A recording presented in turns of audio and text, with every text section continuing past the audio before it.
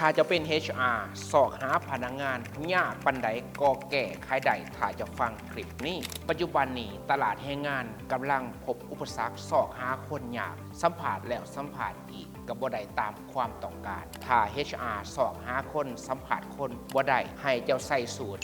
70 20และ10 70 20แปลว่าหยังภายหลังสัมผัสแล้วความรู้บ่ผ่านทักษะบ่ผ่านแต่ถ้าทัศนคติผ่านก็ให้ใส่สูตร70 20และ10 70แปลว่าเอาเข้ามาซะก่อนแล้วฝึกผ่านการปฏิบัติตัวจริง20แมนให้เฮียนน้ำเพื่อนผลงานในองค์กรและอีก